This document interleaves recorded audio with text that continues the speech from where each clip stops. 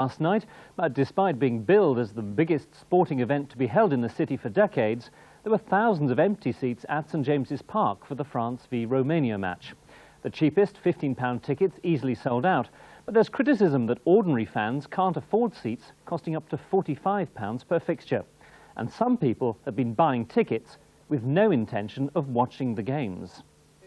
Pictures of the match were being watched by millions of football fans across the world, but at St James's Park itself there were close to 10,000 empty seats.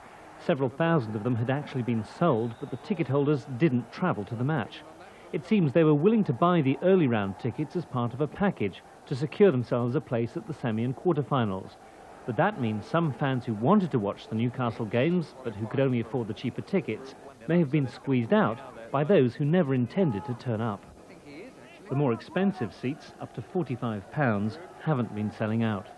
No, it's not a sellout, but I don't honestly think it ever was going to be a sellout. I think what we got was a good crowd. The ground was well over two-thirds full, even with the people who didn't come.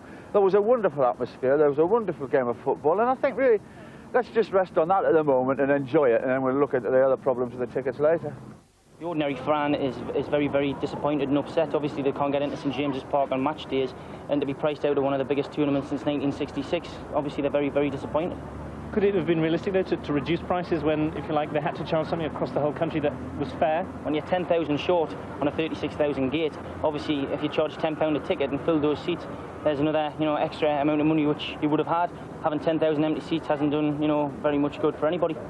Had sort of England or Scotland been playing here, definitely. But as far as France, Romania, and Bulgaria, no real interest. What about if the tickets had been cheaper? Would you have gone, perhaps? Possibly, yes. I mean, Premiership football's dear enough.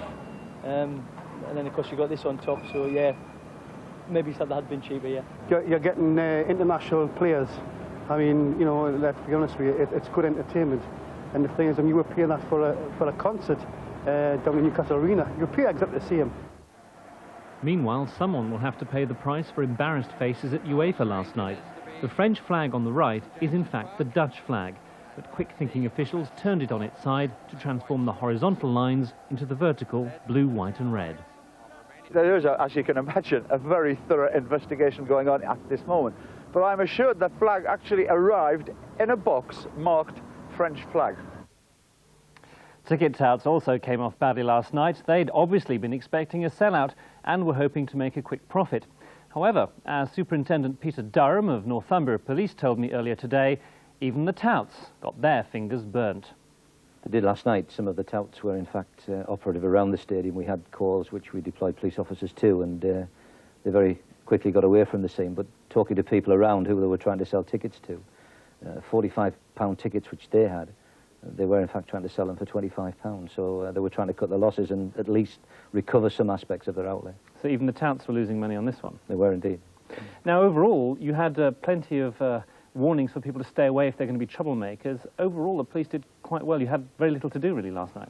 We did. It was, obviously, as you'll appreciate, it was a well-planned operation, and it was put together over a comprehensive period of time and planning.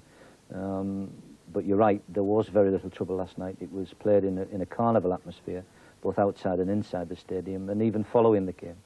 There was no trouble whatsoever around the town, and we only had 3 arrests for drunken disorder. Now, is that because your plans were put into operation right from the very start? Or did we overreact in the first place, worrying about troublemakers arriving on Tyneside? I don't think we overreacted at all. We based our strategy and our level of manpower on very firm intelligence and information that was given to us by foreign police officers who are not only here locally working with us, but are part and parcel of the National Coordinating Centre in London.